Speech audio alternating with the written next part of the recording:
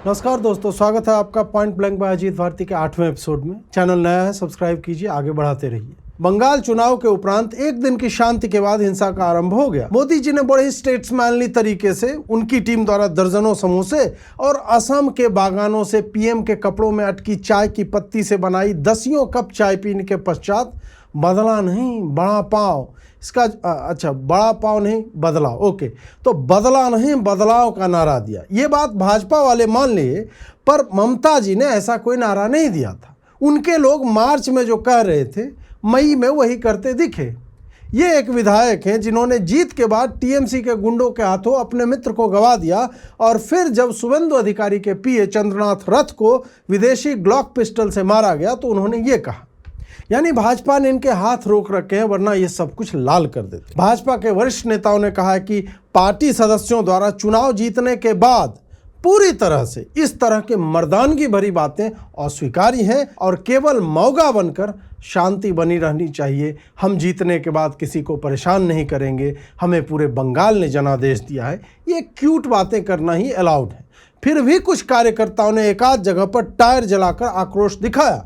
मोदी जी ने कहा है कि उनको कहीं है वो टीएमसी चले जाएं। ऐसे उग्रता जीत के बाद सही नहीं जाएगी। सूत्रों ने बताया है कि भाजपा शीर्ष नेतृत्व दीनदयाल उपाध्याय मार्ग पर बने भवन की प्राचीर से हरे अबीर के साथ साड़ी पहनकर अबीर खेला करेगा ताकि अल्पसंख्यकों में यह संदेश जाए कि भाजपा सबके हैं। ध्यान रहे कि जैसे भारत युद्ध नहीं बुद्ध का देश है, वैसे ही भाजपा कर्मवीरों की नहीं बयानवीरों की पार्टी है। तृणमूल ने स्वयं चंद्रनाथ की हत्या पर शोक जताते हुए कहा है कि उनके लोग इतना विदेशी हथियार प्रयोग नहीं करते। वो लोग मुद्रा लोन पर घरों में बम बनाने के लघु उद्योग पर केंद्रित रहे हैं, जिसकी गवाही एनआईए वाले दे सकते हैं। उन्होंने आगे कहा कि कट्टा होता तो फिर भी एक बार हम मान लेते, पर ग्लॉक तो रेंज से ही बाहर की बात है। इसी से आगे पता चला कि आरजी कौर पीड़िता की नवनिर्वाचित विधायक माता के आवास पर बम फोड़ा गया, जिसमें 5 भाजपा कार्यकर्ता घायल हो गए।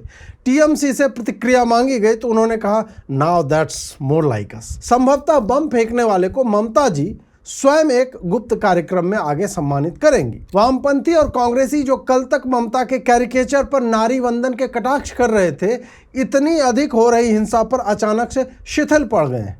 सुप्रिया जी ने हिंसा जैसी सामान्य घटनाओं पर टिप्पणी करके विश्व को और भी हिंसक बनाने से बचते हुए एक पोस्ट के माध्यम से बताया है कि राहुल जी ने खड़गे जी का जूता कैसे उठाया है और कैसे शक्तिशाली होने की सबसे बड़ी निशानी जूता उठा लेना है, और वही वो सीख भी रही। सुप्रिया जी, वो घंटी बजाना किसकी निशानी होती है? दीप प्रिंट से जुड़ी एक पत्रकार ने शुभेंदु के पीए की हत्या पर लिखा कि इस घटना से बंगाल में अल्पसंख्यकों का जीना हराम हो जाएगा। पोस्ट के टोन से प्रतीत होता है कि बिना कोई नाम लिए यह बताया जा रहा है कि यह हत्या स्वयं ही करवाई गई होगी ताकि एक पार्टी द्वारा सत्ता में आने के पश्चात मुसलमानों पर होने वाला रक्तपात उचित ठहराया जा सके। इस प्रकरण में सबसे अच्छी बात यह है कि पत्रकार महोदया के हैंडल में उपनाम की जगह स्वयं ही उन्होंने सी लिखा हुआ है। भाजपा अपने कार्यकर्ताओं को पीटते मरते चाकू खाते देख रही है। रोहित रॉय को पेट में गोली मारी गई, किसान हल्दर को हंसुआ से काट कर मार दिया गया, पीए का आप जान ही रहे 5 गोली ग्लॉक से मारी गई। किसी का चाचा भाजपा कार्यकर्ता था तो उस बच्ची के जांघ पर चाकू मार दिया गया। और भाजपा हमें यह बताने में लगी हुई है कि दलितों और आदिवासियों ने उनको कैसे वोट दिया है इस बार। ये सब पोस्ट लिखने से जब फ्री हुए तो राजपाल यादव बने। हमको मारो, हमको जिंदा मत छोड़ो सालो। लोग कह रहे हैं कि काश बंगाल में हिंदुओं ने भाजपा को वोट दिया होता तो आज यह दुर्गति नहीं हुई होती। मैं भी चिंतित हूँ कि यार 15 साल से ममता सता रही थी तुम लोगों को, फिर से उसी को सत्ता दे दिया। एक बार ट्राई तो कर लेते भाजपा को। मोदी जी, अमित शाह जी सब इतना समझाए तुम लोग को, एक बार जय श्री राम के नारे पर खुलकर आते, एक बार मोदी जी को अगरबत्ती दिखाते, एक बार बताते कि मोदी जी हम बंगाल वाले जाति में नहीं हिंदुत्व में विश्वास रखते हैं। अब देखो टीएमसी वाले हर जगह मार काट कर रहे हैं। मोदी जी को 206 या 7 सीट दे देते तो मोदी जी दहाड़ कर नरसिम्हा बनते और टीएमसी को जांग पर रखकर चून चून कर फाड़ देते। इधर भाजपा विक्टिम कार्ड निकालकर स्वाइप कर रही है और उधर इनका छात्र संघ कह रहा है कि उनको यूनिवर्सिटी में पीट दिया।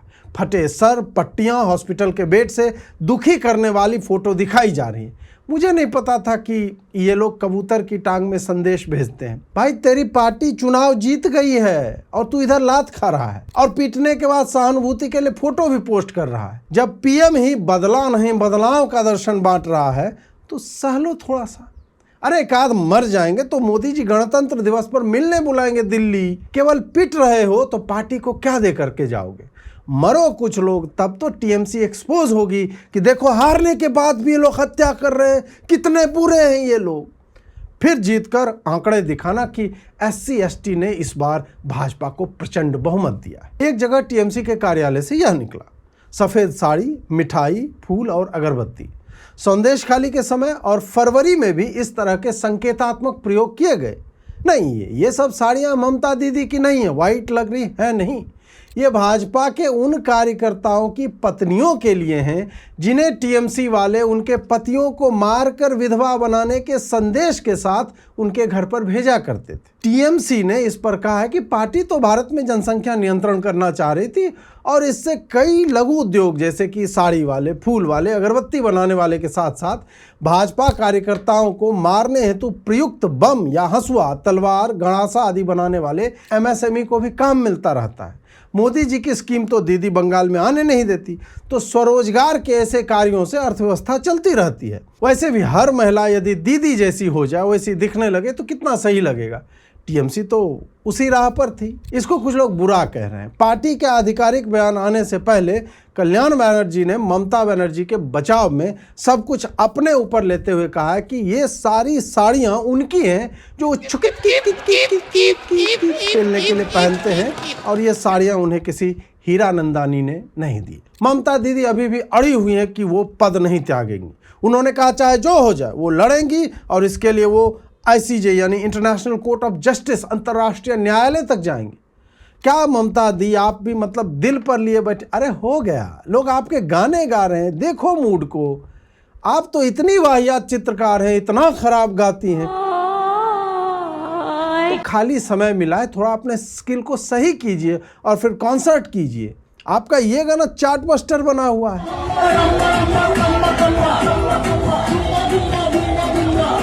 आप केवल पर्सनालिटी राइट्स के लिए अप्लाई तो कर दो। टीएमसी कैडर के लिए असला बारूद का खर्चा आपकी रॉयल्टी से निकल आएगा। ममता जाना नहीं चाह रहे हैं और विजय जोसेफ को भाजपाई गवर्नर आने नहीं दे रहे हैं। 2 बार लौटा दिया कि जाओ पहले उस आदमी का साइन लेकर आओ जिसने मेरे हाथ पे ये लिख दिया, बहुमत नहीं तो सीएम नहीं बन सकते। विजय भाई BN राव जी को खोज रहे हैं कि संविधान में ये लिखना था कि जिसके पास सबसे अधिक सीट हो वो बन जाएगा सीएम। नहीं, तू ये जोक नहीं समझेगा। विजय भाई पहले तो फोन से फोटो लेकर ट्रांसलेट करते देखे गए, फिर उन्होंने फोन पटक कर कहा स्टॉप हिंदी इम्पोजिशन, हिंदी इल्लाई तमिल मट्टुम इताई तमिल सोलूंग्या। गवर्नर साहब ने कहा मला तमिल ये तो नहीं, फक्त मराठी बोला। इधर ये सब चल रहा था, उधर उनकी फैन आर्मी नेहरू स्टेडियम पहुंच गई कि अब लेंगे शपथ। दुखी होकर लौटना पड़ा। लगता है गवर्नर लोग अजीत फडणवीस का जला विजय फूंक फूंक करके पी रहे हैं। जब ये सब चल रहा था तब अफवाह उड़ाई गई कि डीएमके और AIADMK का गठबंधन हो सकता है। स्टालिन भाई तुरंत अपना व्हाइट कॉलर को आयरन करने लगे। फिर किसी ने बताया कि आपको भी गवर्नर भगा देगा क्योंकि आपके भी टोटल नहीं हो रहे 118। ऐसे में कांग्रेस वाले स्वयं को गरियाते हुए दिख रहे हैं कि इतनी जल्दी धोखेबाजी नहीं करनी थी। सारा गणित लगाने के बाद लगता है कि भाजपा का एक विधायक जहां जाएगा उधर सरकार बन जाएगी। लगता है मोदी जी ने पर्सनली ले लिया कि इतना तमिल प्राचीनतम भाषा है किया, तमिल काशी समागम किया और ये 2.5-3% वोट पे ले आए ये लोग। अब अन्नामलाई के साथ आएंगे, फिर से चुनाव लड़ेंगे। वैसे भी भाजपा लड़चटाई प्रतियोगिता के मल्टीपल गोल्ड मेडलिस्ट मंडल भाई ने कहा है कि अब भाजपा दलितों की पार्टी बन गई है। बंगाल के बाद तमिलनाडु में तो बहुत दलित है, 3% सवर्ण है। अब हो सकता है जीत भी जाए। वियतनाम के राष्ट्रपति महोदय भारत आए, बहुत आशा से आए होंगे कि भारत जाऊंगा, मस्त खाना मिलेगा, क्विजीन फेमस है एकदम। उन्हें यहाँ विलायती गोभी कहकर ब्रोकली खिला दिया है, वो अभी हरे टमाटर सॉस में। मतलब कम्युनिस्ट राष्ट्राध्यक्ष को लाल नहीं हरा टमाटर। छोटा आलू ऐसे कह के खिलाए, पता नहीं मंगल द मार्शियन वाले से, मैट डेमन से मांग करके लाए हों और लिख दिया भटिंडे वाला आलू। ये कम पड़ रहा था तो उन्होंने बाजरे की खिचड़ी और खिला दी। इसी सब बकलोली के कारण विदेशी अतिथि होटल में रूम सर्विस से ऑर्डर करते पाए जाते हैं। फ्रेंच आदमी को ढोकला और व्हाइट पंपकिन खिला रहे थे। अरे भाई तू खा ले ना ये मटर वाले चावल और मसूर दाल की रोटी। दाल की दाल बनाना भाई, दाल की रोटी बना दे, रोटी का भात बना दे, टमाटर पकने से पहले तोड़कर उसकी चटनी बना ले। क्या चल रहा है ये? ऑस्ट्रेलिया में क्लाइमेट एक्टिविस्ट ने चर्च की घंटी को कुछ ऐसे बजाया। मुझे ऐसे प्रोटेस्ट पता नहीं क्यों अच्छे लगते। Meanwhile, नहीं, मेरा कंसर्न क्लाइमेट नहीं है, पर मुझे फ्रेंच फेमिनिस्ट महिलाएं और इनके जैसे ऐसे विरोध में सदैव ही अभिरुचि रही। मैं उसका स्टूडेंट हूँ। इन लोग को भारत में एस्ट्रोलॉजर या इतिहासकार बनने का ट्राई करना चाहिए। बहुत लोग देखते हैं इतिहास और एस्ट्रोलॉजी, पर हाँ थोड़ा पहले परिश्रम करना पड़ेगा सब्जेक्ट पर। आप लोग तो कुछ और ही समझ गए लगता है। योगी जी ने कहा कि भ्रष्टाचारी समाज को घुन की तरह खा रहे हैं, तो निकालिए उनको मुख्यमंत्री जी। आज तक तो सुना नहीं कोई निकाला गया हो। उल्टे यही देखा है कि जो युवराज की मौत पर जिम्मेदार थे उनको बढ़िया पोस्टिंग मिल गई। लाइट की स्थिति खराब है, नाले खुले पड़े हैं, कूड़ा सड़क पर हर दिन दोपहर तक पड़ा रहता है। कोई तो उत्तरदायी होगा, कोई तो भ्रष्टाचार कर रहा होगा। उधर अखिलेश जय हनुमान ज्ञान गुण सागर गा रहा है, इधर मंडल जातिवादी एजेंडा फैला रहा है। कहीं आपको ये लोग सब मिलकर डुबा न दें।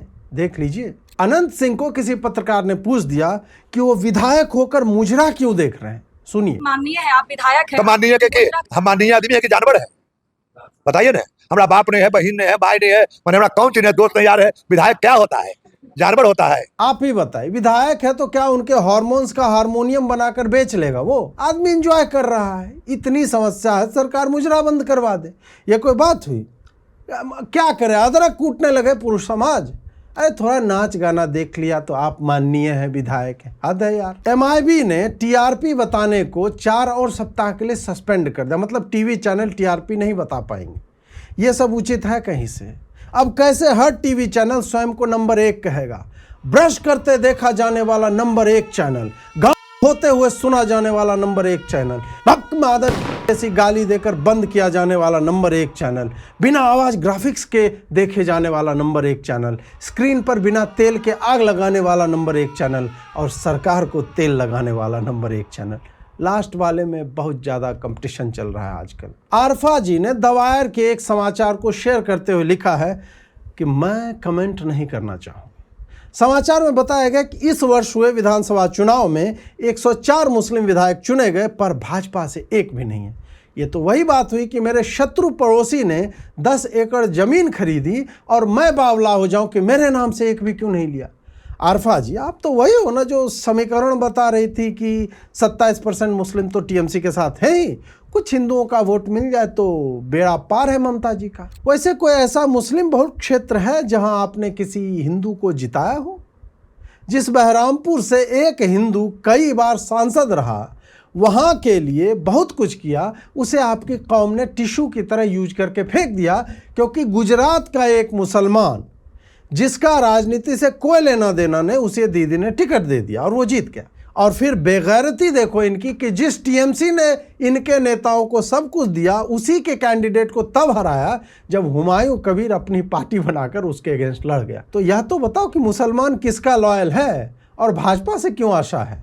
जिससे है उसे जिताओ। नेपाल के रैपर प्रधानमंत्री ने ग्रेटर नेपाल के मैप के साथ शुरुआत करने के बाद भारत से नए पंगे लेने आरंभ ही किए थे कि मानसरोवर वाला रास्ता नेपाल का है कि ईरान युद्ध के कारण खाद की कमी हो गई। फिर वालन शाह ने भारत से कहा कि वो थोड़ा खाद मिलेगा क्या, थोड़ा जरूरत हो गया है। देश के किसानों को खेती भी तो करनी पड़ेगी, बच्चों तो चैट बनने के लिए थोड़ा सा कर रहा था। अंत में IIT से आया यह समाचार कि बालक लोग IIT क्रैक करने को आसान कह रहे हैं, पर इस गर्मी में बिना AC के पढ़ाई करना मुश्किल हो गया है। समाचार में कहा गया है कि रात भर दीवारों से हीट रेडिएशन के कारण नींद पूरी नहीं होती, दिन में क्लास में नींद आती रहती है। मुझे लगता है ये सब तो प्यार के लक्षण है, ये सब तो बहाने हैं। नींद आती नहीं, रात जाती नहीं। But look at the positives guys. भाई तू रूम में नहीं, तू अवन में रह रहा है। कच्ची सब्जी ला और खाना तैयार। सोच कि मैगी बनाने के लिए आयरन के ऊपर कटोरी रखना नहीं पड़ेगा ब्रो। नहाने के लिए कुर्सी की टूटी टांग के ऊपर नाइक्रोम वायर नहीं लगानी पड़ेगी कील ठोक के। पर अजीत जी, गर्मी में गर्म पानी से कोई क्यों नहाएगा? विज्ञान पढ़ो। बाथरूम के बाहर आते ही ठंडा फील होता है। खैर, इन लड़कों को चिंता नहीं करनी चाहिए। अभी जीसी वालों के बाप टैक्स देने के लिए जिंदा हैं। शीघ्र ही फंड बढ़ेगा और एसी लगेगा। पर हाँ, ड्रेन पाइप का जल सीधे ठाकुर के कुएं में डालना। आजकल के बच्चे, मतलब हम लोग सैनिक स्कूल में थे तो लंबे समय तक एस्बेस्टस की छत वाले हॉस्टल में रहते थे। 45 डिग्री पर हमें खौलता हुआ डिसइंफेक्टेड वाटर पीने का सुख मिलता था। हमने कभी कंप्लेन नहीं किया, हेल्थ बढ़िया हो रहा है। कभी नहीं कहा कि ये 1919 वाला पंखा जो है गर्म हवा नीचे क्यों फेंकता है। कैसा लगा आपको यह एपिसोड? हमारे नए चैनल को भी सब्सक्राइब कीजिए। शीघ्र ही पॉइंट ब्लैंक केवल वहीं दिखेगा। नमस्कार।